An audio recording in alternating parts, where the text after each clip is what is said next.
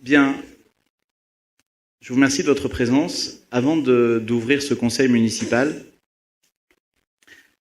l'intégralité du conseil municipal souhaite rendre un hommage appuyé à celui qui a été le conseiller municipal le plus longuement, le plus longtemps élu à Vic-Bigorre.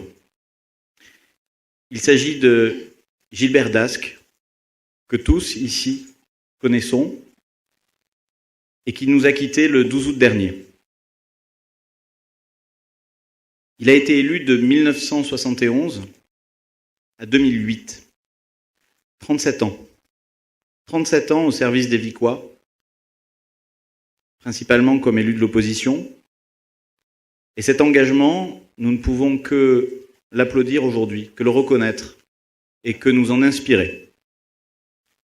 La fidélité, la loyauté, la persistance pour sa ville, mais aussi pour ses idées, étaient ce qui caractérisait Gilbert. Aujourd'hui, le groupe majoritaire est un petit peu sa continuité, la continuité de son action, le prolongement de ses idées. Et je dois dire que le jour où j'ai voulu m'engager à Vic et pour Vic, c'est lui qui m'a accueilli, avec d'autres, mais lui m'a accueilli, et lui a su trouver les mots qui rassurent, mais également les mots qui donnent envie d'y croire, envie d'espérer et envie de se battre. Alors ce n'est pas moi qui vais prononcer le véritable hommage à Gilbert, puisque moi je n'ai pas été élu avec lui. Ce sera d'abord Denise Chartrain, qui a fait un mandat avec lui, dans l'opposition, dans son groupe, qui a travaillé et qui l'a côtoyé comme élu. Et ce sera ensuite, pour montrer à quel point le conseil municipal est aujourd'hui uni dans cet hommage, Robert Mediamol, qui prononcera quelques mots car lui a été élu le plus longtemps avec Gilbert. Denise, à toi la parole. C'est en 1957 que s'installe à Vic-en-Bigorre un jeune chirurgien dentiste, âgé de 28 ans. Il s'appelle Gilbert Dascq, né en 1929 à Sizos, dans les Hautes-Pyrénées. Pendant quelques années, il partage le cabinet du docteur Sartou, avant d'installer son propre cabinet avenue Joséphine. Après avoir su créer une nombreuse clientèle, Gilbert Dascq s'implique dans la vie de la cité et, en 1971, il entre au conseil municipal pour son premier mandat. Il a alors 42 ans et siégera sans interruption jusqu'à ses 78 ans. Lors de son 6e mandat, le maire d'alors, Claude Miqueux, lui remettra la médaille d'honneur régionale, départementale et communale pour ses 35 ans de mandat, saluant ainsi cette longévité. Cet engagement n'est pas le seul qui ait marqué sa vie. Il est la marque de son caractère, de sa volonté de servir, de transmettre et de contribuer à faire naître. Pour preuve, son militantisme professionnel. Il sera, durant de longues années, responsable du syndicat des chirurgiens dentistes des Hautes-Pyrénées. Il sera membre fondateur de l'Union française pour la santé bucco-dentaire, qui aura pour action le dépistage dans les écoles primaires. Sa plus belle réussite sera, sans aucun doute, d'obtenir pour le lycée professionnel l'ouverture de la section prothèse dentaire, où il enseignera avec enthousiasme et dévouement l'anatomie, activité qu'il n'abandonnera qu'en raison de la limite d'âge. Voilà pour l'essentiel ce que les gens ont connu de lui. Mais sa famille et ses amis ont eu la chance de connaître une autre composante de sa vie. Sa passion pour le jardinage. Il était infatigable pour entretenir le parc de sa maison et la culture de son potager. Quiconque venait chez lui pour la première fois devait visiter l'un et l'autre. Son humanité, De nombreux Vicois l'appelaient en urgence. Tard, le soir ou même le dimanche, il quittait alors son domicile pour ouvrir son cabinet afin de réaliser les soins appropriés. De nombreux patients en détresse économique ont été soignés par lui gratuitement, mais il n'aimait pas qu'on en parle. Bien qu'en âge de goûter à une retraite bien méritée, il a poursuivi son activité professionnelle. Mais il aimait à dire qu'il travaillait à temps choisi et pour son plaisir. À plus de 80 ans, seule sa maladie a pu l'obliger à cesser de prodiguer des soins, ce qui l'avait très affecté. Voilà, résumé à grands traits, ce que fut la vie de Gilbert Dasque. Bien que Vicois d'adoption, il nourrissait pour cette ville et ses habitants une profonde affection.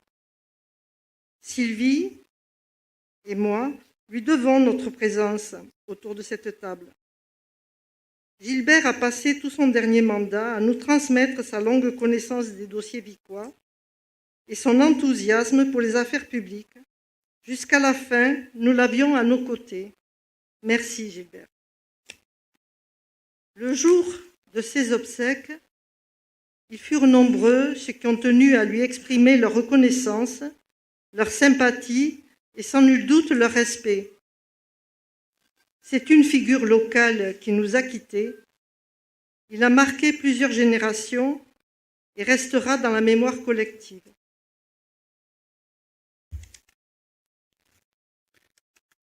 Merci beaucoup pour cet hommage émouvant. Merci Denise. Monsieur Mediamol. Pendant 24 ans, j'ai eu le plaisir, je dirais même la chance, de siéger dans cette salle en compagnie de Gilbert Dasque. Aussi ai-je souhaité ce soir dire quelques mots le concernant. Même si j'ai connu dès ma jeunesse l'homme professionnel et privé, je m'en tiendrai à évoquer ce soir l'homme public et dont le conseiller municipal qu'il fut. Gilbert a été élu conseiller municipal avant moi, en 1971, pour un mandat un peu particulier. Ceci, en effet, s'est inscrit entre deux longs mandats de maire, Pierre Guillard et Claude Miqueux. Depuis, durant ce mandat, deux maires ont été en exercice, Louis Fourcade et, suite à son décès, Camille Sartou. En fait, cette période était marquée par un fait très rare, un changement de majorité en cours de mandat. En 1977, M. Dasque va entamer une longue carrière de 31 années de conseiller d'opposition. Il y trouva vite ses marques, devenant le leader du groupe minoritaire. Gilbert était un homme sans concession et sans compromission. Il le prouva en s'opposant frontalement à Claude Miqueux, ce qui n'était pas forcément une tâche aisée. Ce fut souvent vif, parfois sanglant, mais toujours courtois. Il le fit jusqu'au dernier conseil municipal présidé par Claude Miqueux le 22 janvier 2008, précisément au sujet d'un dossier qui figure ce soir par hasard au premier point de l'ordre du jour. Les séances du conseil municipal révélèrent une autre facette du caractère de Gilbert Dasque. Il aimait les joutes oratoires, surtout quand il pouvait titiller son adversaire. Il le fit sans hésitation et sans dissimuler le plaisir qu'il y prenait. Trois adversaires ont été longtemps dans le collimateur de Gilbert. Aimé Sarabérouze, dont les très longues interventions au nom du Parti communiste français l'horripilaient et il lui faisait savoir. Yvonne Lepreux, politique en l'âme et dotée d'une répartie foudroyante et d'un humour féroce, mais aussi d'une grande culture qui plaisait à Gilbert. Et Joseph, dit Zézé Bonnecarrère, c'est avec ce dernier qu'il ferraillait le plus, non pas pour des raisons politiques, mais surtout par jeu, car il aimait bien cet agriculteur de la vieille école et dont le caractère soupolé l'assurait d'un échange haut en couleur. M. Dasque fit de l'opposition dans l'élégance, la bonne humeur et parfois la provocation. Ici aussi l'affaire constructive, je ne citerai que l'exemple déjà évoqué de la création de la section prothèse dentaire au lycée, où il sut travailler avec Claude Miqueux, également avec Claude Chalem, pour la création de cette section. À ce modeste hommage, j'associe ceux qui ont siégé avec lui pour de courts ou de longs mandats, et notamment Jean Bordère qui a siégé avec lui et qui était en relation assez amicale et qu'il a connu donc autour de cette table. Merci Monsieur Mediamol pour cet hommage extrêmement réaliste et je dirais même d'une certaine façon qui a retransmis parfaitement la bonne humeur et l'enthousiasme de Gilbert. Mesdames et messieurs les conseillers, je vous propose à présent de vous lever et d'observer ensemble une minute de silence en l'honneur et en la mémoire de Gilbert Dasque.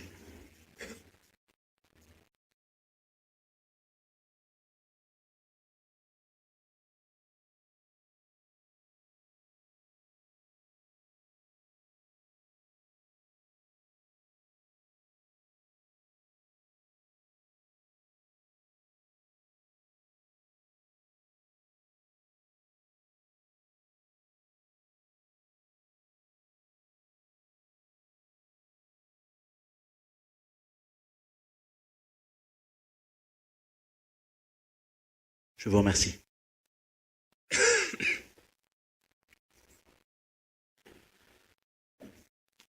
Pour que cet hommage, je trouve une traduction concrète et indélébile dans la commune de Vic et plus spécialement dans la municipalité vicquoise, nous avons souhaité que, puisque c'est Gilbert qui a été élu le plus longtemps, et force est de présager que son record, 37 ans, ne sera pas battu de sitôt et probablement ne sera pas battu du tout.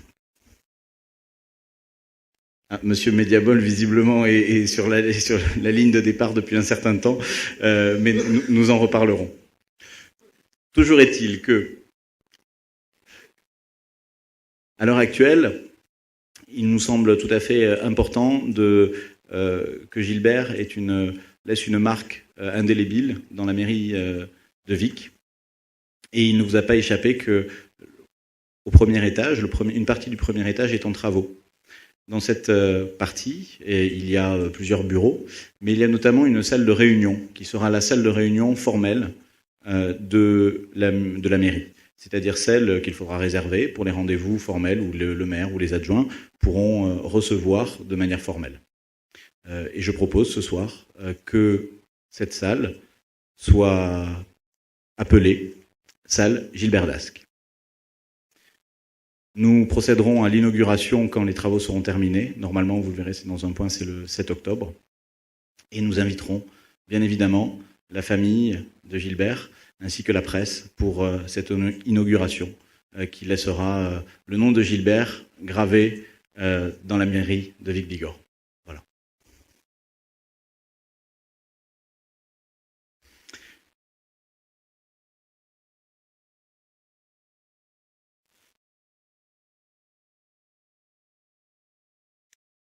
Bien.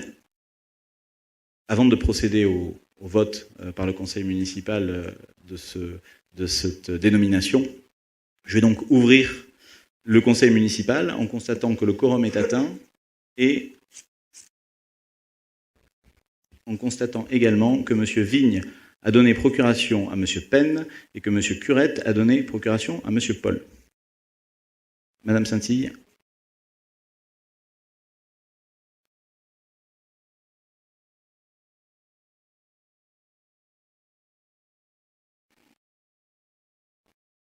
Très bien, c'est noté. Sur la dénomination salle Gilbert Dasque pour la salle de réunion du premier étage, y a-t-il des oppositions? Y a-t-il des abstentions? Ce point est donc adopté à l'unanimité. Avant de passer au point 0, je tiens à ajouter un point préliminaire et à revenir sur un arrêté que j'ai signé le 19 septembre qui consistait à rapporter la délégation de M. Joseph. Il lui a été notifié cet arrêté le 23 septembre et compte tenu de son retour aujourd'hui parmi nous, que je salue, j'annule cet arrêté et cette annulation est effective immédiatement. Et comme M. Joseph est présent au conseil municipal, elle le lui est notifiée immédiatement. Point numéro 0. Approbation des comptes rendus des conseils municipaux du 28 juin 2016 et du 13 juillet 2016. Y a-t-il des questions? Y a-t-il des oppositions? Y a-t-il des abstentions? Merci. Chapitre Finances. Point numéro 1 sur la clôture du budget annexe. Madame Boiry. Oui, c'est ce que j'ai dit. J'ai fait un vote pour les deux. J'ai mis les deux sous un vote. Point numéro 1, clôture du budget annexe, chantier Vergès, qui, comme l'a rappelé M. Mediamol, est un point assez ancien. Madame Boiry. Le hasard du calendrier municipal me fait traiter, après les hommages rendus à Gilbert Dasque, un dossier sur lequel il s'est échiné durant une grande partie de sa présence autour de cette table. Permettez-moi donc d'avoir une pensée pour lui avant de clore le budget annexe Vergès. Les services du Trésor public ont saisi la commune pour connaître l'état d'un budget annexe établi dans les années 1980-90 et portant l'appellation de chantier Vergès. Les services comptables communaux n'ont pas réalisé d'écriture sur ce budget n'avait par ailleurs aucune connaissance de son existence. Après recherche, il apparaît que ce budget annexe correspond à des travaux réalisés dans les bâtiments cadastrés, section AZ, numéros 397 et 398. Or, la commune a, par délibération du 9 novembre 2007 et du 3 juillet 2009, approuvé la cession de ces biens à l'établissement public Val d'Adour Environnement et à la société Louit.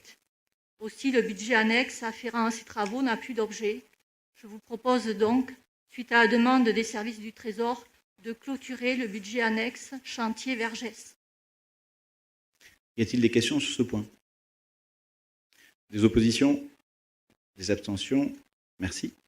Point numéro 2, sur la demande de subvention départementale dans le cadre de répartition des amendes de police, Madame Boiry. Les amendes de police relatives à la circulation routière sont réparties par le conseil départemental au bénéfice des communes de moins de 10 000 habitants pour financer des opérations destinées à améliorer la sécurité et les conditions de circulation sur le réseau routier. La commune a identifié des besoins de réfection de signalétique verticale et horizontale, marquage au sol, et a fait réaliser les chiffrages des 10 travaux. Le montant des équipements est de 3 015,60 €. Aussi, la commune souhaite déposer auprès du conseil départemental, dans le cadre des amendes de police, une demande de subvention à hauteur de 2 110 €, soit 70% du coût total. Y a-t-il des questions? Des oppositions? Des abstentions? Point adopté à l'unanimité, merci beaucoup. Marché des travaux du complexe Ménoni, résiliation du marché de maîtrise d'œuvre, Madame Boiry. Lors de la séance du conseil municipal du 4 février 2016, les élus municipaux ont approuvé par délibération le principe de la résiliation du contrat de maîtrise d'œuvre dans le cadre du marché de travaux du complexe Ménoni. Aussi, la commune a sollicité le maître d'œuvre pour obtenir les décomptes généraux définitifs des travaux pour chacun des 12 lots et le solde de ses honoraires. Les derniers éléments ont été transmis le 2 août 2016 et permettent désormais d'acter les différents soldes de l'opération et de résilier le marché de maîtrise d'œuvre. Donc, le décompte général définitif des travaux en travaux hors taxes est de 1 200 822,02 €, TTC 1 440 986,42 € et la maîtrise d'œuvre pour M. Tajan en TTC 49 550,03 € et pour M. Koustala 65 384,24 €, ce qui fait un total de travaux de 1 200 822,02 € hors taxe.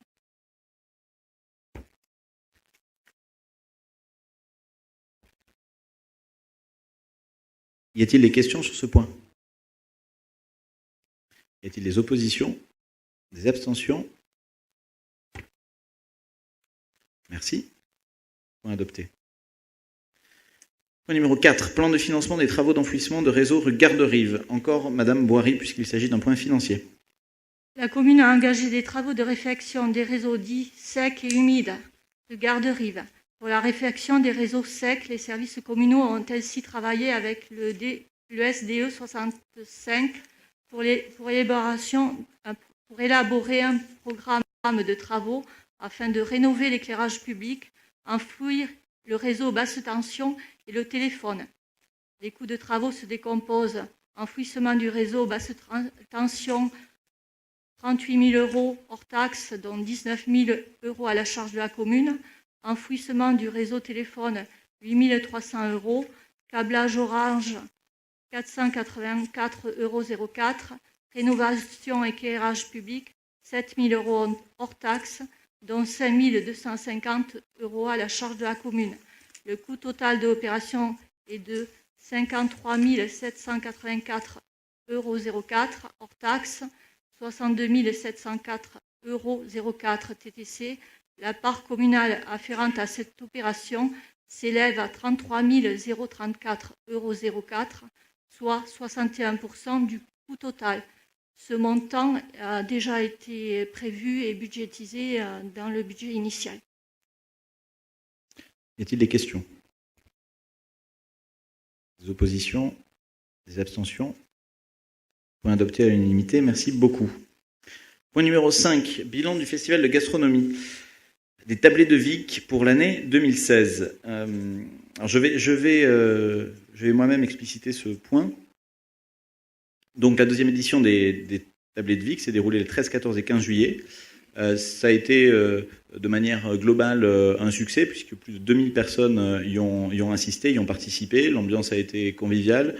Les retours ont été très satisfaisants. On a fait une réunion de débriefing à cet égard et je dois dire que les retours étaient, bien sûr, il y a toujours des choses à améliorer, mais les retours étaient quand même globalement très positifs. Ce qui est aussi très positif, c'est le bilan financier. Alors, je ne vais pas donner de chiffres précis ce soir parce que nous sommes encore en attente de 2 subventions.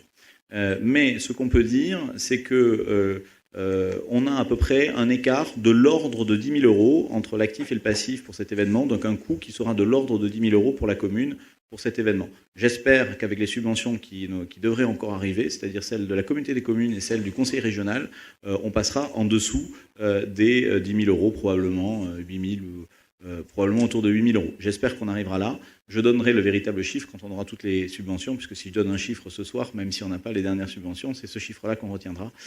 Donc je le ferai lors d'un prochain conseil, quand on aura un retour du conseil régional et de la communauté des communes. Je regrette l'absence de M. Curette, qui aurait pu peut-être nous éclairer sur le moment où on aurait eu un retour de la communauté de communes. Ah. Monsieur Paul, oui.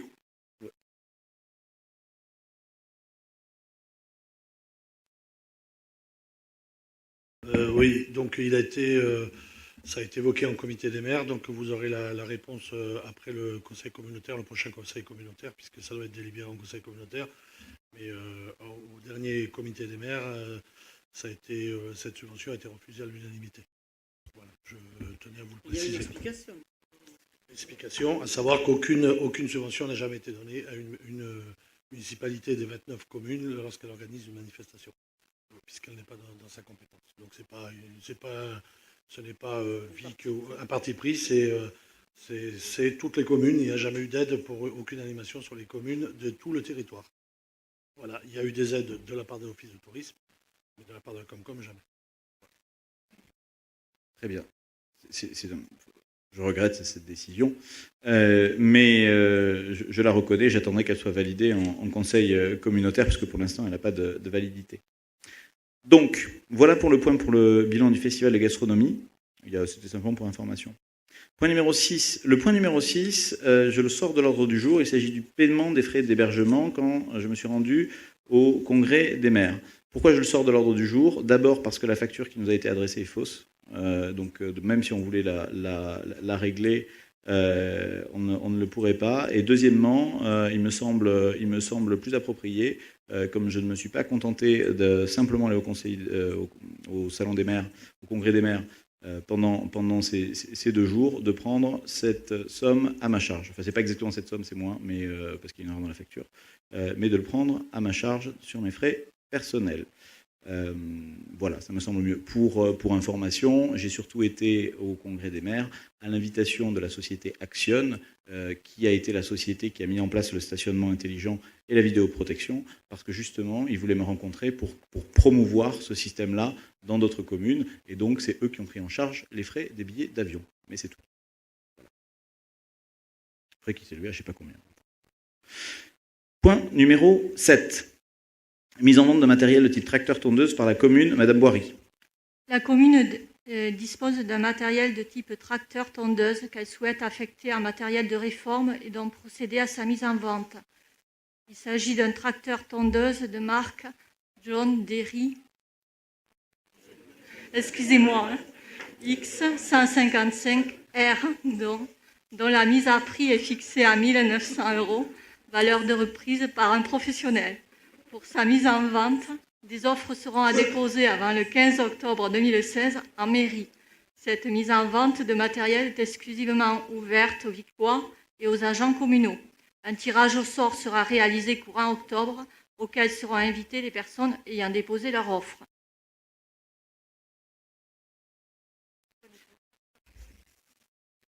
Y a-t-il des questions sur ce tracteur-tondeuse John Deere? Y a-t-il des oppositions, des abstentions? Je vous remercie. Chapitre service public, intervention scolaire en langue occitane, donc comme tous les ans, la convention Parlem. Monsieur Penn. Il s'agit de renouveler la convention Parlem qui a été signée en partenariat avec le conseil départemental. L'association Parlem intervient sur l'école maternelle en collaboration et après la demande des enseignantes de l'école maternelle. Cette convention stipule un prix de 325 € par an et par classe. L'intervention sur les 5 classes de l'école maternelle s'élève donc à 1 625 € et je propose que l'on renouvelle cette convention. Y a-t-il des questions pour un point qui revient chaque année? Des oppositions, des abstentions? Point adopté. Point numéro 9, il s'agit simplement d'une information sur la rentrée scolaire 2016-2017. Monsieur Penn. Oui, il s'agit simplement d'un point sur les effectifs accueillis dans les établissements dont la commune a une entière ou partie de responsabilité, à savoir l'école maternelle du Petit Bois qui accueille 129 élèves répartis en 5 classes. Le groupe scolaire Pierre Guillard qui accueille cette année 249 élèves répartis en 12 classes, dont une classe d'intégration scolaire qui accueille des enfants en difficulté d'apprentissage du canton et même du futur territoire de l'intercommunalité. Et enfin, l'école privée Saint-Martin qui accueille pour sa partie primaire 32 élèves en classe maternelle et 60 élèves en école primaire. Y a-t-il des questions sur la rentrée scolaire? Ce point était pour information. Point numéro 10, il s'agit de l'instauration d'un système de vidéoprotection au parc naturel urbain. Donc vous avez vu que la première tranche du parc naturel urbain a été réalisée cette année. Il s'agit essentiellement de jeux pour enfants et d'un city stadium. Nous l'avons inauguré le 13 juillet dernier. Cette première partie du parc naturel a connu un certain succès pendant l'été. Mais justement, compte tenu du succès, nous pensons qu'il est plutôt pertinent et prévoyant de mettre en place un système de vidéoprotection et de l'élargir à ce qui pourrait devenir une zone je ne dirais pas dangereuse, mais en tout cas propice à des actes délinquants. Voilà. Donc, ou en tout cas, pour une utilisation dans une atmosphère parfaitement conviviale, nous souhaitons mettre en place un système, élargir le système de vidéoprotection à cet espace. Bien évidemment, le dispositif sera compatible avec le système installé dans le centre-ville. On a vu ça avec l'adjudant Auger qui nous a aidé à mettre en place le premier système. Il sera accessible aux personnes habilitées au précédent système. Voilà. Donc le coût d'installation de ce matériel de vidéoprotection s'élève à, c'est une estimation, 11 354 €, 98. Y a-t-il des questions sur ce point? Oui, monsieur Joseph. Pardon. J'ai une question sur l'installation de la vidéoprotection, sachant que ce point n'a pas été vu en commission de travaux. Savoir s'il s'agit d'une tranche qui va couvrir la totalité du parc et les abords, ou s'il y aura une réflexion sur le sujet et étendre le projet des 11 000 € dont on ne connaît pas le contenu. Merci. Alors, le contenu de cette caméra est simplement pour la première tranche. Il y aura une réflexion pour la suite.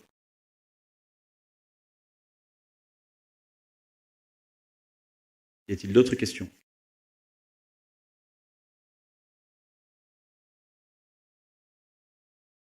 Non? Y a-t-il des oppositions? Des abstentions?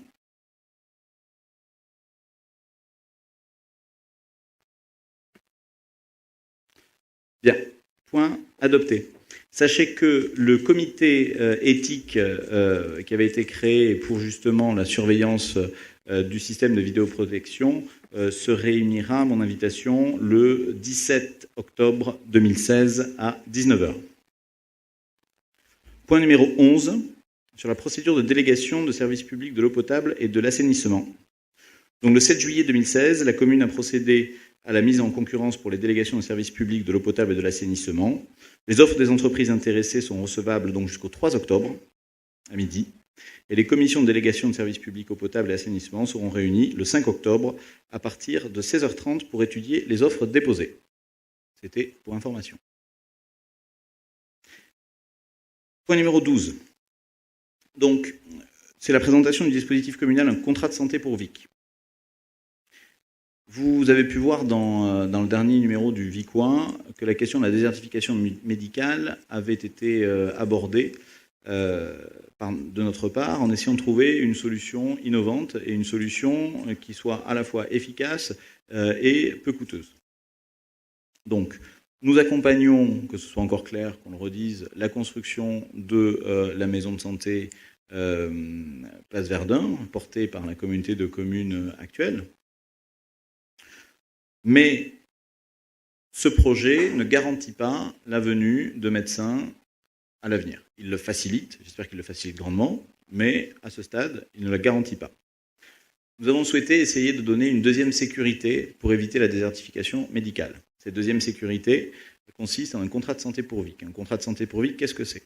C'est proposer aux étudiants en médecine un contrat qui leur permet d'obtenir une bourse significative, puisqu'il s'agit de 1 000 € par mois pendant la durée du reste de leurs études, en échange d'une installation à Vic. Cette installation à Vic doit durer un nombre de mois 2 fois plus important que le nombre de mois pendant lequel ils ont dû toucher la bourse. Donc si un étudiant touche pendant 5 ans une bourse de 1 000 € par mois, il devra exercer au minimum pendant 10 ans. Si ce contrat venait à être cassé, alors il y aurait à être rompu, alors non seulement l'étudiant ou le médecin devra rembourser ce qu'il a perçu, mais avec un malus de 10%, de manière à ce que ça ne sera pas une sorte de prêt à taux zéro déguisé. Voilà pour ce qu'on a mis en place. L'idée est de pouvoir dire, voilà, les médecins ne choisissent pas nos territoires pour s'installer, en grande majorité, ou pas assez. Ils vont plutôt vers le secteur hospitalier, ils vont plutôt vers d'autres territoires. Essayons, non pas de devenir ces territoires-là, mais essayons de les attirer au moment où on peut les attirer, c'est-à-dire pendant leurs études, où ils ont souvent besoin de financement pour étudier dans de meilleures conditions, voilà, tout simplement. Donc c'est cette idée-là qui va être mise en place. Elle va être portée par la commune au départ, et une fois le président de la nouvelle communauté de communes élu, je lui soumettrai cette idée, car je pense que c'est une idée qui peut avoir toute sa pertinence également au niveau territorial. Y a-t-il des questions, Madame Saint-Cyr?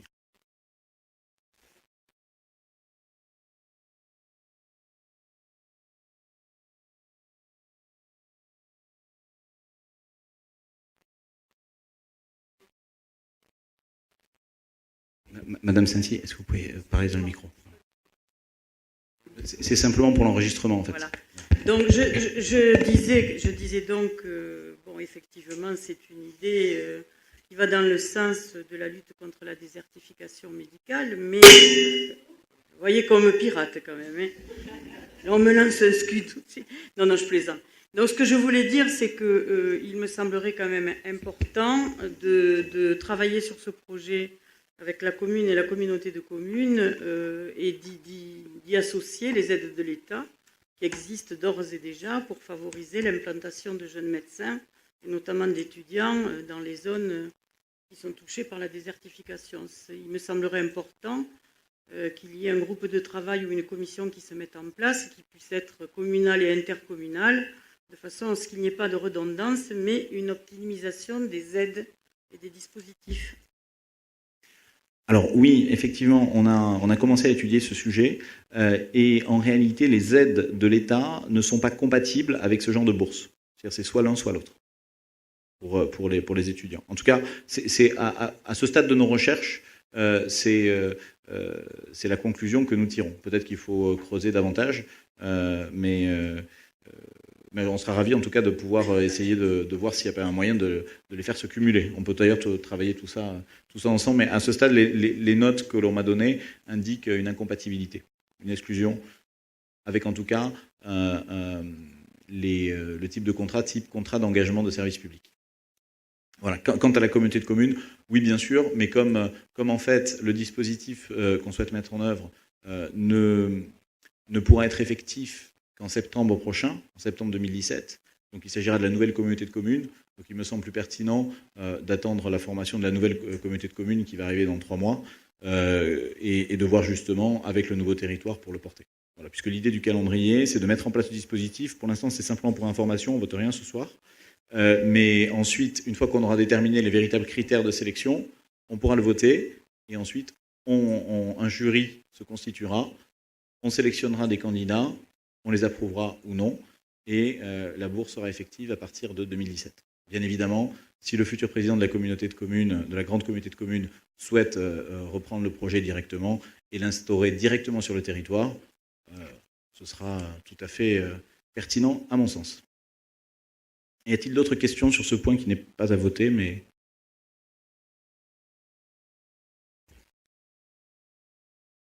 Très bien. Point numéro 13. Donc on passe au chapitre patrimoine et urbanisme.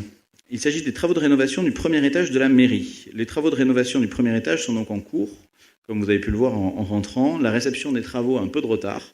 Elle est prévue au 7 octobre 2016. Normalement, le chantier devait être finalisé au 1er septembre 2016. Donc, il y a à la fois des travaux complémentaires qui ont été nécessaires et qui ont un petit peu augmenté de quelques milliers d'euros le coût du chantier.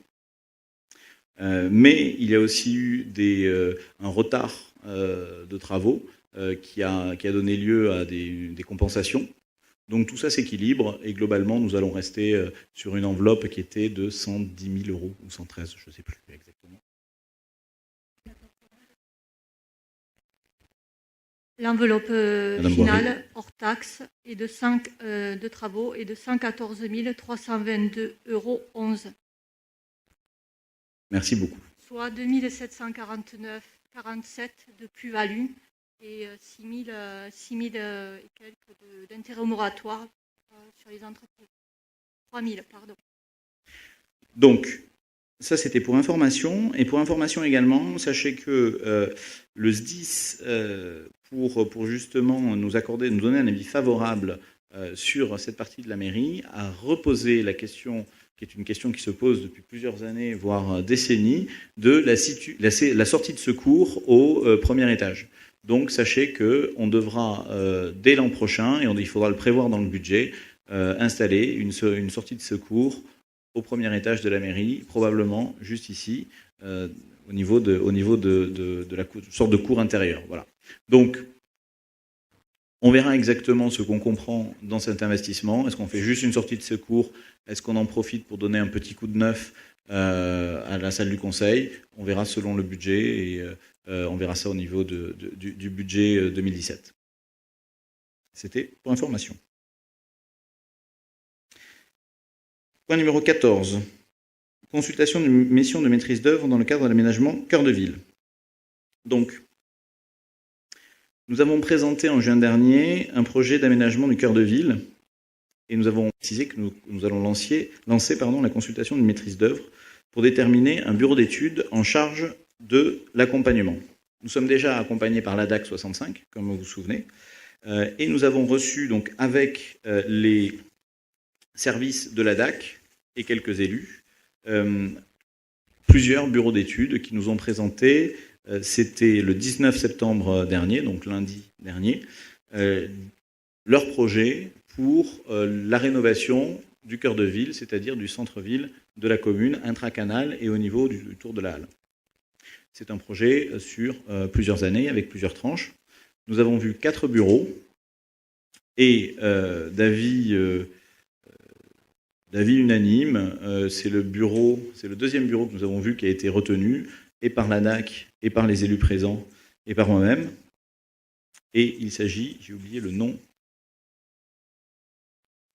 du bureau d'études Tal Archi, voilà, que nous retiendrons pour l'aménagement du cœur de ville.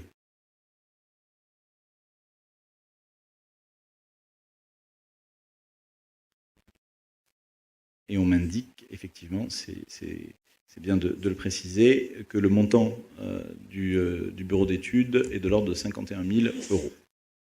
51 300 exactement.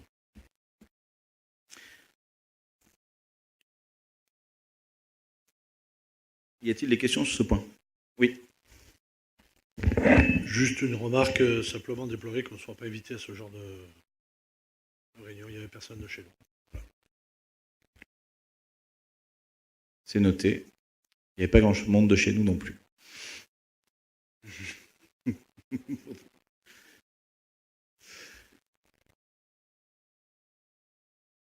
Il s'agit toujours de Vic dans nos questions, par définition.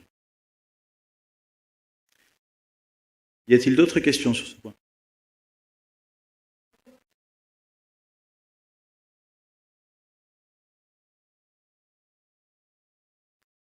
Y a-t-il des oppositions? Des abstentions? Point adopté. Point numéro 15, travaux de voirie 2016, un point d'étape. Donc simplement pour dire que la commune a réalisé avec l'entreprise SBTP la première tranche des travaux de voirie, donc rue Prétechaux, rue du Château d'Eau, impasse La Tour et les allées de Gaulle, devant le CCAS, juste là, l'aménagement PMR.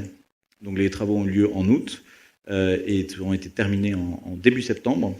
Et à compter donc d'avant-hier, la commune a commencé la réalisation de la seconde tranche de travaux dans l'hypercentre. Donc il s'agit des rues Jeanne d'Albret, du Foirail, de la place du Foirail et du revêtement bitumeux de l'aire de retournement de l'impasse La Tour. Voilà. Fin des travaux, 30 octobre, normalement.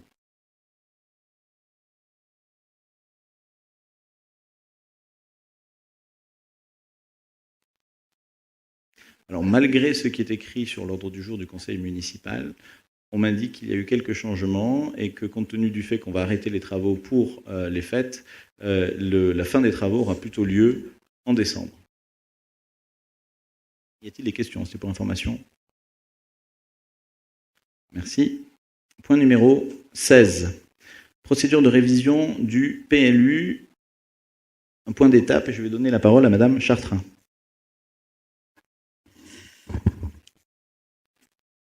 La commune a saisi les personnes publiques associées le 6 juillet 2016. Celles-ci disposent de 3 mois pour répondre et émettre leur avis. Le président du tribunal administratif a été désigné. La commune a saisi le président du tribunal administratif pour la désignation du commissaire enquêteur et la mise en œuvre de l'enquête publique. La désignation a été faite le 22 septembre 2016. Monsieur Roland, retraité ex-fonctionnaire des services de l'État, urbaniste DDT, commissaire enquêteur, a contacté les services communaux pour communiquer les dates de l'enquête selon ses disponibilités. Enquête publique, la date sera le lundi 31 octobre, du lundi 31 octobre au jeudi 1er décembre 2016. 5 permanences seront organisées par le commissaire enquêteur en mairie durant le délai qui seront communiquées par arrêté municipal d'ouverture de l'enquête publique, publié dans un journal d'annonces légales et annoncé sur le site internet de la commune. Merci beaucoup. Ce point était pour information. Y a-t-il des questions? Point numéro 17. Mise en vente de la propriété communale 25 route de Camalès. Madame Chartrain. La commune a décidé le 6 avril 2016 la mise en vente de différentes parcelles communales dont la propriété 25 rue de Camalès. 9 personnes ont été reçues pour visiter cet ensemble immobilier entre le 17 avril 2016 et le 27 juillet 2016. 2 personnes intéressées ont formulé des offres. Pour l'une, l'achat de la maison d'habitation, pour l'autre, l'achat de la dépendance. La présentation des 2 offres reçues sera faite en séance et il appartiendra donc aux élus municipaux de se déterminer pour la suite à donner. Alors, on a une offre pour la dépendance, c'est-à-dire l'atelier, pour 55 000 euros et pour la maison d'habitation de 80 000 euros. Voilà. L'estimation des domaines était de 135 000 euros. Merci beaucoup. Donc effectivement, on tombe exactement sur l'estimation des domaines, ce qui est le pur fruit du hasard, puisque ce sont deux offres tout à fait indépendantes. Je vous rappelle le processus qui a été mis en place. Donc on a signalé la vente de ces deux biens avec possibilité de visite et puis simplement le recueillement des offres des uns et des autres, avec bien sûr la volonté de prendre la meilleure offre et la meilleure offre crédible. Je vous propose que nous acceptions ces deux offres, qui me semblent tout à fait honnêtes et correspondre à la valeur du bien. Néanmoins, si vous avez des questions, y a-t-il des oppositions, des abstentions? Merci beaucoup. Point numéro 18. Donc c'est un point qui nous a occupé et qui a occupé bon nombre d'entre nous pendant longtemps, qui n'a pas été sans difficulté. C'est la cession par la commune de la parcelle cadastrée Z2 29. Madame Chartrain. Lors de la séance du 24 mai 2016, la commune a décidé par délibération la cession de la parcelle cadastrée section Z2 29 d'une superficie de 442 m² au prix de 10 295 € à un propriétaire confrontant, M. Mazzucato. Postérieurement à cette décision, l'acheteur a signalé ne souhaiter acheter qu'une partie des 442 m², soit 277 m², le reliquat de la superficie, 165 m², intéressant d'autres confrontants du terrain. Aussi, dans le cadre de cette modification d'assiette de vente, la commune a saisi le 13 juillet 2016 les services des domaines pour disposer d'une mise à jour de l'avis initialement rendu le 20 mai 2016. Par courrier du 17 août 2016, les propriétaires de la parcelle cadastrée AL 240 ont fait état de leur volonté d'acheter 165 m². Le 15 septembre 2016, le service des domaines a mis à jour l'avis sans observation particulière et en maintenant la valeur émise de l'avis initial. Aussi, il est proposé aux élus du conseil municipal d'annuler la délibération du 24 mai 2016 et de procéder à la vente de la parcelle cadastrée section Z2 numéro 29 pour partie en deux lots. Lot A, 277 m² au propriétaire de la parcelle AL numéro 239 au prix de 6 450 €. Le lot B, 165 m² au propriétaire de la parcelle AL 240 au prix de 3 845 €. Coût total 10 295 €. Y a-t-il des questions sur ce point?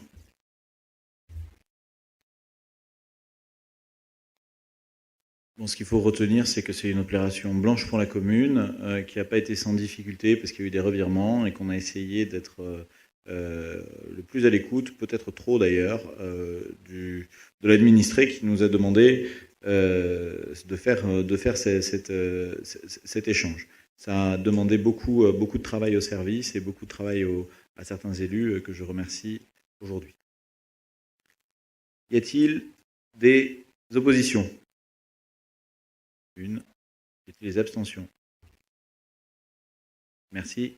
Point adopté.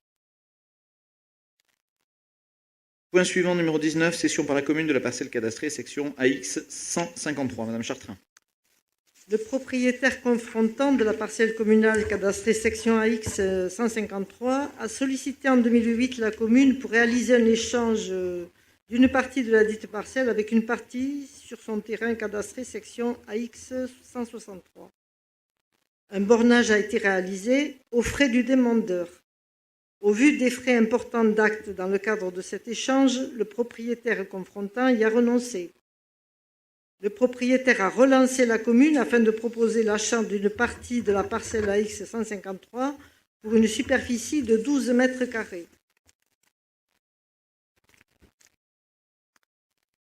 La commune a saisi les services des domaines afin d'obtenir l'avis de valeur de ce bien.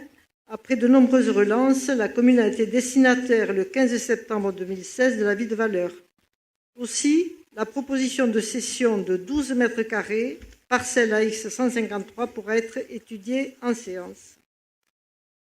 Y a-t-il des questions? Y a-t-il des oppositions? Des abstentions? Merci pour l'adoption à l'unanimité de ce point. Point numéro 20, pour information et je dirais réflexion sur la location des salons de l'hôtel de journée. En effet, l'hôtel de journée n'appartient pas à la municipalité, à la commune, mais la commune le loue au centre hospitalier de Bigorre. Elle loue les salons, les 3 pièces des salons, pour un coût annuel de 5 658,68 €. Ce coût, qui ne nous avait pas véritablement interpellés jusqu'à présent, probablement par faute d'attention, nous semble assez prohibitif.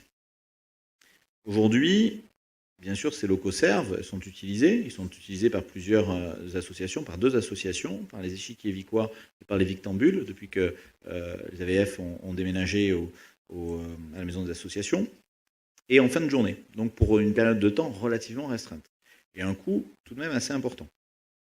Donc, face à cette utilisation et à ce coût assez important, je souhaite qu'on engage une réflexion sur éventuellement soit une nouvelle affectation, soit un terme au bail avec le centre hospitalier de Bigorre, en tout état de cause, en relogeant dans de bonnes conditions les 2 associations qui l'utilisaient. Une autre possibilité d'affectation a été la prise de contact avec une association qui organise une exposition concernant la guerre de 14, qui était auparavant à l'abbaye de Saint-Sevé de Rustan, et qui pourrait occuper les lieux pendant une durée déterminée, puisque nous sommes au centenaire de la guerre de 14. Voilà. Ce sont des pistes de réflexion, nous y travaillons, il n'y a pas de décision à prendre aujourd'hui, c'était simplement pour information, parce qu'il semblait que pour quelques heures par semaine, 5 600 €, c'est peut-être un petit peu trop. Voilà. Point numéro 21, il s'agit du chapitre forêt, proposition d'assiette de coupe, programme annuel 2017, Monsieur Abadi. Alors, les services de l'Office national des forêts ont étudié pour la commune le programme d'assiette des coupes forestières pour l'année 2017, à l'appui du document d'aménagement forestier 2010-2030 et en fonction de l'avancée de la régénération des peuplements et des travaux associés de l'accessibilité des parcelles. Il est ainsi proposé de procéder, selon les parcelles, à des opérations de martelage pour vente ou affouage, de reporter les travaux ou de les supprimer selon l'état des arbres présents sur les parcelles. Ces opérations se dérouleront selon le calendrier suivant. Dans les parcelles à marteler, en 2017, ce sera au Marmajou les parcelles 9, 11 et 19, donc pour la vente de bois sur pied, et il y aura un volume d'environ 560 stères. Après, il y aura les parcelles donc à Peyreblanc et au Temps-d'Arrêt, la 27 et la 38, également pour la vente sur pied, et là, il y aura 490 stères. Ensuite, on aura la parcelle 32 à Peyreblanc, et là, ce sera pour de l'affouage, et il y aura environ 400 stères. Ensuite, en 2018, donc, les parcelles concernées seront la parcelle numéro 2 au Marmajou et les 35 et 36 à Peyreblanc pour la vente et l'affouage. En 2019, ce sera au Marmajou les parcelles 7A, 8 et 9A pour la vente. Et par contre, la parcelle 37 à Peyreblanc sera destinée à l'affouage. Et en 2020, ce seront les parcelles au Marmajou 17 et 18 qui seront destinées à la vente. À noter que la parcelle numéro 10 du Marmajou est supprimée car il n'y a plus de bois. Y a-t-il des questions sur ce point? Y a-t-il des oppositions? Des abstentions? Merci beaucoup. Point numéro 22 sur les coupes d'affouagères 2017. Monsieur Abadi. Alors, les services de l'Office national des forêts ont proposé le programme d'assiette des coupes affouagères pour l'année 2017. La coupe portera... Ça marche plus. La coupe portera sur le massif du Marmajou, sur les parcelles 1 et 4. Et il y aura environ entre 70 et 80 lots. Donc il est proposé à l'Assemblée délibérante de fixer le prix de vente du lot évalué à 6 terres et de déterminer 3 garants du bon déroulement de la coupe. Pour mémoire, le prix en 2016 était de 60 € le 6 terres et les garants étaient Monsieur le maire, Monsieur Penn ou moi-même. Y a-t-il des questions sur ce point? Y a-t-il des oppositions? Des abstentions? Merci. Point adopté à l'unanimité.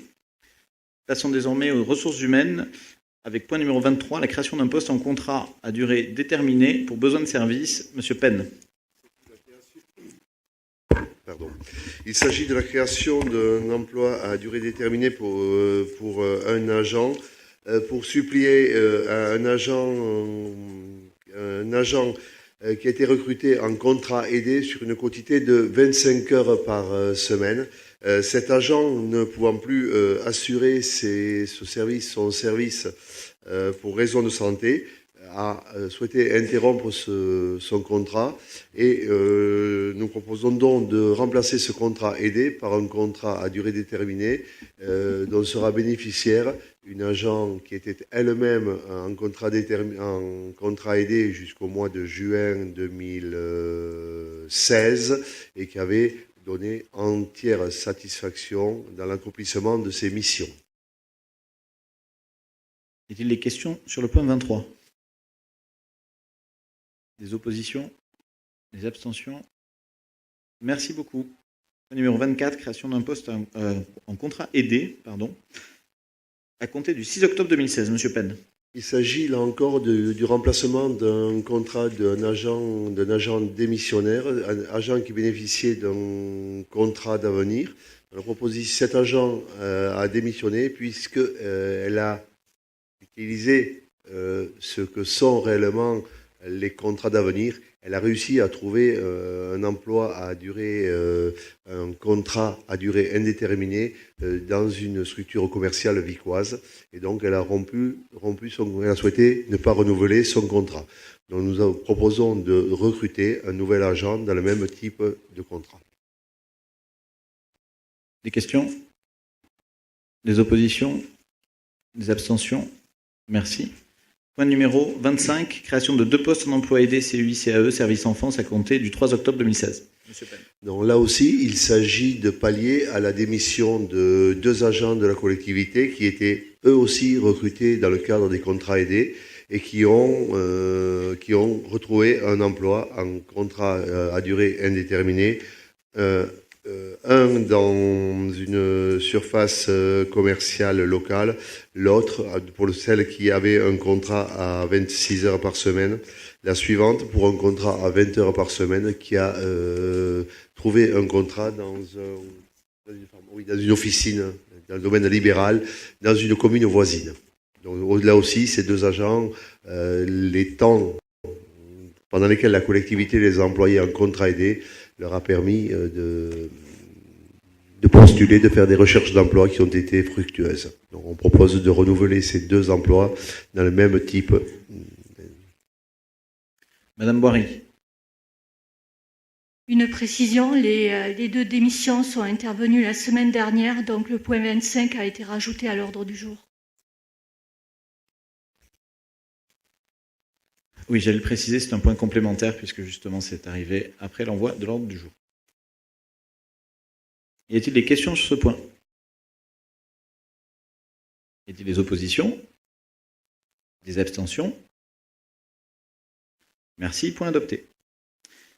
Questions diverses et informations. Alors d'abord sur les fêtes locales de la Saint-Martin. Donc elles auront lieu du 4 au 13 novembre 2016. Et l'élaboration du programme est en cours. Elle sera présentée lors du prochain conseil municipal. Je vais passer aux questions diverses et je pense que M. Mediamol, qui voulait poser une question diverse lors des 2 derniers conseils municipaux, est tout destiné pour commencer les questions diverses. Il n'y a pas de problème, je suis heureux de pouvoir la poser. Le conseil municipal, dans une délibération qui date déjà de quelque temps, avait souhaité donner le nom de Robert Lestrade à un cheminement le long qui rejoint la place du Confront Pommiès et la rue Thiers, le long du foyer Saint-Martin. Les plaques ont été commandées, elles sont d'ailleurs dans le bureau d'Esté, mais n'ont jamais été posées. Alors, je rappelle qui est Robert Lestrade. Robert Lestrade était un ancien du corps Franc-Pommiès, mais surtout il s'était illustré. Il avait travaillé toute sa vie dans le domaine associatif et dans le domaine caritatif. Il était président notamment du Secours catholique. Il a créé la coordination Vic Solidarité qui regroupait l'ensemble des associations caritatives de Vic. Et ensuite, il s'était très investi dans l'accueil des personnes sans domicile fixe. Donc, je souhaiterais savoir s'il était possible d'envisager la pose de cette plaque. Alors, je ne peux décemment pas vous répondre comme ça, simplement en disant oui ou non. Néanmoins, ce que je peux vous dire, c'est que cette demande sera examinée sérieusement et de manière ouverte, et soit donc elle recevra l'approbation du groupe majoritaire, et à ce moment-là, elle sera inscrite à l'ordre du jour du conseil municipal. Si elle ne reçoit pas l'approbation du groupe majoritaire, je ne souhaite pas qu'elle figure négativement à l'ordre du jour d'un conseil municipal, et donc je vous ferai un courrier pour vous en expliquer les raisons. Oui, mais c'est que le conseil municipal a déjà délibéré. Donc dans ce cas-là, il faudrait annuler la délibération du conseil municipal. Il a déjà délibéré. C'est en 2008, c'est ça? Je pense, oui. Je ne sais pas, je n'ai pas le... Mais il a délibéré. Les plaques ont été commandées. Ils sont là. Et pendant tout un mandat, elles n'ont pas été posées? C'était à la fin du mandat, disons qu'il y avait eu... la famille devait donner une date pour la remise. Elle ne l'a jamais fait pour différentes raisons, elle ne l'a pas posée. Mais vu l'action qu'avait eu Robert Lestrade sur notre commune, peu de personnes le connaissent aujourd'hui, puisqu'il est mort maintenant il y a une dizaine d'années, mais quelques personnes ont dû le connaître ici. Il exerçait la profession de mécanicien aux établissements Lestrade, c'est un lien de parenté d'ailleurs. Et donc, je pense qu'il serait bon d'accepter cette... Il a été aussi... La raison du choix, c'était qu'il a été président du foyer Saint-Martin pendant longtemps, donc il avait en quelque sorte le cheminement correspondait à l'ancienne parcelle acquise d'ailleurs au foyer Saint-Martin pour ouvrir la route. Voilà. Alors, très bien, j'ai bien intégré le fait que ça a déjà été voté en 2008. Je ne préjuge et je ne remets en rien en question la qualité de M. Lestrade, ni de ce qu'il a pu faire pour la commune ou pour le milieu associatif. Simplement, je pense que plutôt qu'une réponse comme ça ex abrupto, cela mérite une petite discussion et une réponse au prochain conseil municipal, puisque de toute façon, soit il faudra l'approuver, à ce moment-là on dira que pour information, on va mettre en place un point qui a déjà été adopté en 2008, ou un vote qui dit le contraire. Mais très honnêtement, on analysera et on répondra à cette demande avec la plus grande ouverture d'esprit et le plus grand sérieux. Merci. De rien. Monsieur Joseph.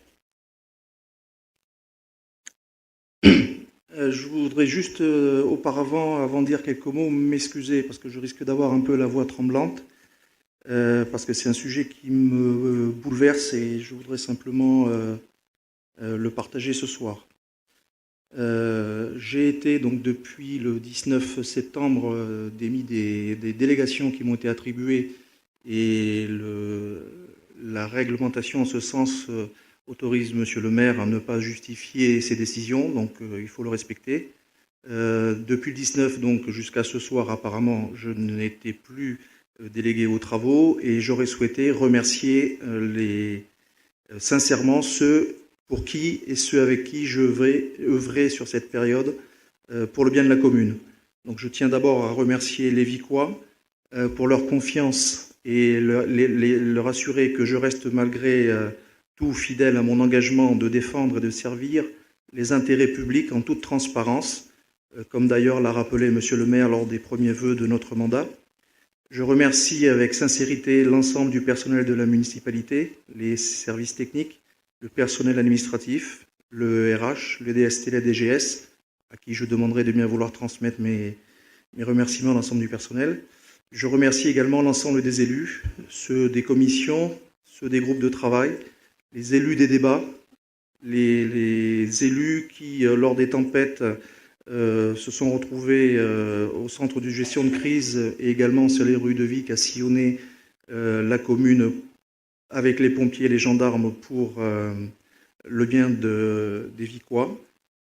Le partage de cette instant reste pour moi une richesse que seuls ceux qui l'ont vécu peuvent témoigner de l'intensité, et pour moi, a soudé notre groupe, que ce soit ceux de l'opposition, ceux de la majorité. Notre investissement est une richesse pour la collectivité, vous pouvez en être fiers, vous pouvez être fiers du travail réalisé et vous pouvez marcher la tête haute. Vous pouvez être fiers des objectifs pris, vous pouvez être fiers des objectifs atteints. Jusqu'à aujourd'hui, notre travail était présenté comme excellent. Je crois qu'il faut laisser à personne de dire le contraire. Je remercie Monsieur le maire, même si j'ai une incompréhension sur les changements qui ont lieu sur ces derniers jours. Je voudrais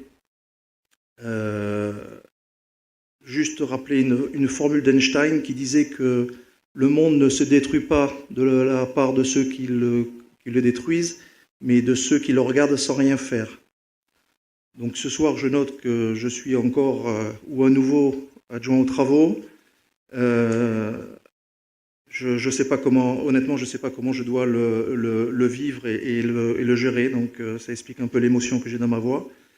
Donc j'ai remercié tout le monde. Je veux simplement dire que sur ces dernières semaines, des rumeurs ont couru dans Vic concernant mon honnêteté, mon intégrité, et je ne peux pas rester silencieux à ces faits. Donc ma voix est et reste celle des Vicois, à qui je continue à m'inscrire dans la défense de la commune sans parti pris. Donc je suis assez ému, je ne souhaite pas dire de mots désobligeants pour personne, et je vous remercie de l'écoute. Merci. Vous souhaitez que ce soit ajouté, le texte soit ajouté ex abrupto en fin du conseil? Pas de souci. Pour être clair, effectivement, vous êtes à nouveau, votre délégation est à nouveau restituée. Y a-t-il des questions? Monsieur Paul. Lors d'un conseil municipal précédent, j'avais évoqué le fait que la municipalité, les agents de la municipalité avaient enlevé des barrières Rulan qui servaient à ralentir les mobylettes, scooters et autres pour éviter le gymkhana dans cette rue. Je peux vous dire que depuis que les barrières ne sont plus là, maintenant, les riverains, il y en a quelques-uns qui sont là, ils pourront confirmer que nous allons avoir un drame au coin de la rue Lannes, puisque les gars se lancent à fond en scooter, en vélomoteur, font des dérapages à l'angle. Le jour où il y aura un papy, une mamie ou un gosse qui sera au coin, il n'aura pas le réflexe pour s'enlever, et là on parlera. On vous remercie de le rappeler. Le directeur des services techniques a le dossier en main. Néanmoins, il est vrai qu'il n'a pas encore... il l'a en main, mais il ne l'a pas encore pris à bras-le-corps. Et aussi parce qu'on était dans une période de congé. Et du coup, je profite de votre intervention pour lui redemander de le traiter dans les plus brefs délais. Madame Sainty. Oui, un certain nombre de Vicois continuent à nous interpeller sur l'entretien du cimetière. Est-ce que vous pouvez faire un point pour dire où nous en sommes? Parce que lors d'un conseil municipal, fin mai, début juin, on avait évoqué les problèmes liés au fait qu'on ne pouvait pas utiliser d'herbicide. Il n'empêche que le cimetière est quand même dans un triste état, notamment après l'été et les chaleurs. Et ça choque profondément des personnes qui s'y rendent tous les jours, qui estiment que l'entretien n'est pas décent sur un lieu pareil. Oui, c'est un lieu éminemment sensible et on le comprend. Je vais laisser M. Penn répondre à cette question. Alors, je n'aurai pas des propos aussi et des termes aussi intenses quand on parle de mauvais entretien et de lieux pas décents. Par contre, oui, nous avons constaté, et j'ai constaté qu'il y avait certains dysfonctionnements dans l'entretien du cimetière. Nous avons organisé mi-août une réunion avec les deux agents qui sont des agents du CCAS qui interviennent sur l'entretien du cimetière pour faire un point. Nous n'avons pas la possibilité d'utiliser des produits phytosanitaires, ce qui fait que il reste des herbes sèches, mais en effet, l'aspect n'est pas très agréable et il est programmé pour la fin du mois de le 3 octobre, j'allais dire fin septembre, une opération coup de poing pour laquelle nous allons mobiliser les services environnement et les agents du CCAS pour remettre le cimetière au niveau d'entretien auquel on peut prétendre et pour qu'ensuite les dysfonctionnements qui sont survenus ne se reproduisent plus. Y a-t-il d'autres questions? Madame Saint-Cyr. Déclaration à faire avant la clôture du conseil municipal, mais quand vous voulez, monsieur. Allez-y, allez-y. Donc, les élus de l'opposition regrettent une fois encore de n'être associés à aucune réflexion, aucun projet concernant l'avenir de Vic et constatent une opposition systématique à toute collaboration avec ceux qui, nous le rappelons quand même, représentent un nombre conséquent de Vicois. Vous prônez, monsieur le maire, et notamment dans le cadre de la fusion des intercommunalités, la nécessité de construire au-delà des clivages politiques. Nous souhaitons que vous l'appliquiez dans le cadre du fonctionnement municipal. Alors, pour être clair pour préciser ma pensée quand je dis au-delà des clivages politiques dans la future intercommunalité, c'est-à-dire qu'il y a des équipes municipales qui sont déjà élues, qui ont été élues en 2014 et qui doivent travailler ensemble. Et or, dans un territoire comme le nôtre, les étiquettes politiques ne sont pas extrêmement marquées ou toujours très transparentes. C'est-à-dire que dans les petites communes, le maire ou la liste ne s'affiche pas toujours et même pas souvent comme étant de tel ou tel parti ou de telle ou telle sensibilité politique. Nous-mêmes, pour le groupe majoritaire, et je l'avais redit, ceux qui étaient encartés ont pu le dire, mais ceux qui ne l'étaient pas ou qui ne partageaient pas exactement, qui n'avaient pas la même sensibilité politique, pouvaient être dans la liste, partager le projet pour Vic et quand même, et malgré tout, voter ce qu'ils veulent aux autres élections. Donc ça, c'est une chose, et c'est vrai que je continue à affirmer la nécessité de pouvoir travailler, surtout dans ces 3 années qui vont être extrêmement marquantes pour le territoire, c'est-à-dire les années où en fait on va pas véritablement faire avancer le projet, mais on va poser les bases d'une bonne gouvernance pour l'avenir. C'est-à-dire qu'on va pouvoir se poser la question de quelles compétences on met en commun, comment on organise le travail ensemble. Et ensuite, peut-être que le jeu politique pourra reprendre son cours. Mais effectivement, pendant ces 3 années, je pense qu'il est absolument indispensable que chaque élu dépasse sa sensibilité politique et travaille pour le territoire. Pendant au moins ces 3 années. Ça, c'est une chose. Après, c'est un peu différent. Vous avez été sur une liste qui s'est opposée à la nôtre. On a 2 projets différents. Donc nous, on est dans une opposition. Il y a une majorité, une minorité. C'est simple pour la démocratie, parce que vous pouvez observer, vous êtes là à tous les conseils municipaux, vous observez ce qu'on fait, etc. Mais effectivement, on ne va pas coproduire. Parce qu'en réalité, je souhaite que les majorités, quelle que soit leur sensibilité politique, et même si elles sont de sensibilités politiques différentes, puissent travailler ensemble pour un grand territoire. Nous, c'est différent. C'est comme vous n'avez pas demandé après les législatives du groupe majoritaire à l'Assemblée nationale de faire les lois programmées par le gouvernement. C'est quelque chose de différent. Ça ne veut pas dire que vous n'avez pas toute légitimité à commenter, observer, mais pas à coproduire. C'est la seule différence, et il me semble qu'elle est assez saine et démocratique, et il me semble aussi que l'alternance, à certains moments en démocratie, est quelque chose de nécessaire. Voilà. Là-dessus, je ne peux pas vous suivre du tout. Nous représentons pratiquement 49% des Vicois. Il s'agit d'un projet de commune. Vous êtes élus, vous êtes majoritaires. Nous sommes certains dans l'opposition, certains encartés, ce qui est mon cas, d'autres pas, puisque dans la liste, tout le monde n'était pas encarté. Nous sommes ensemble sur un projet qui est le projet de la commune de Vic, avant de parler de l'intercommunalité. Je répète, nous revendiquons et nous regrettons le fait de ne pas être associé à des projets qui engagent notre commune dans sa globalité et qui engagent les Vicois. Exemple, le projet de Bourg-Centre. Il n'est pas normal que nous ne soyons pas associés à des groupes de travail et que nous ne puissions pas représenter ces gens.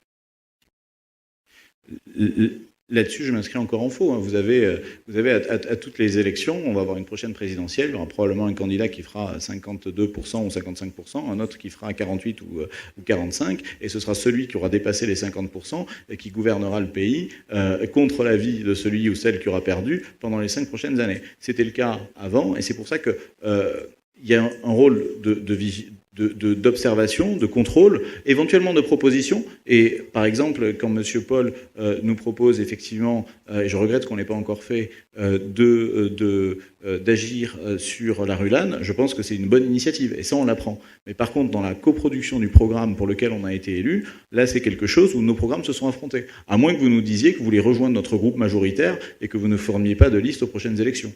Si vous nous dites ça, on peut reconsidérer. Mais si c'est pas ça, je vous le dis, et ce ne sera pas la peine d'y revenir, parce que vous pouvez clairement le dire, il n'y aura pas de coproduction dans le programme entre le groupe majoritaire et le groupe minoritaire. Il y a une bonne intelligence dans la compréhension des uns et des autres. Il y a effectivement des choses que vous pouvez apporter comme vous l'avez fait, mais après, dans la mise en œuvre de notre programme, c'est un programme auquel vous étiez opposé. Voilà, c'est tout. Monsieur le maire, d'abord, votre programme, on ne le connaissait pas. Vous le construisez au fil des jours. Deuxièmement, pour l'instant, vous êtes maire de Vic, vous n'êtes pas encore au niveau d'une présidentielle. Et la démocratie, ça s'exprime aussi au niveau d'une commune. Et pas au niveau d'un pays ? Bon. Et c'est justement, je pense que c'est une bonne façon de faire la démocratie. Monsieur Mediamol. Oui, vous avez cité l'exemple de l'Assemblée nationale où effectivement il y a une opposition, une majorité, mais que je sache, dans toutes les commissions siègent la majorité et l'opposition. Et on peut au moins dialoguer et être informé de ce qui se passe à l'intérieur des commissions. Et ici, il y a des commissions, nous n'avons pas accès. Ou des groupes de travail auxquels nous n'avons pas accès, même à titre d'information. Vous avez accès à toutes les commissions. Ah non. Ah non, il y en a certains, on ne les a pas. Laquelle ? Le Boursade, par exemple. Sur le PLU, par exemple. C'est pas une commission. Ah oui, commission. Non, mais oui, attendez. Parce que vous requalifiez des. Non, groupes de travail, soyez très précis. À l'Assemblée nationale. Non, il suffit pas de le dire. Non, mais Monsieur Mediamol a pris la comparaison. Mais Monsieur Mediamol a fait la comparaison entre les commissions de l'Assemblée nationale et les commissions de municipalité. Je reprends sa comparaison et je lui dis que dans les commissions de la municipalité, le groupe minoritaire siège toujours. De même, dans les commissions de l'Assemblée nationale, l'ensemble des groupes parlementaires ont des représentants. Parce que tout ça, ce sont des groupes formels de travail. Après, vous n'empêchez pas les groupes informels de réflexion et de travail, heureusement. Le PLU, on n'est pas associé, c'est quand même un projet qui est important et concerne tous les Vicois. Les Vicois ont été réunis à plusieurs reprises.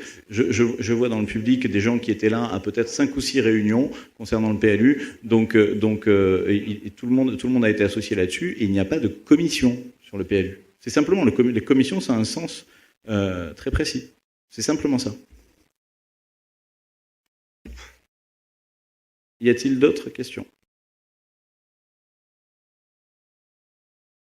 Non ? Eh bien, je vous remercie. Le conseil municipal est clos.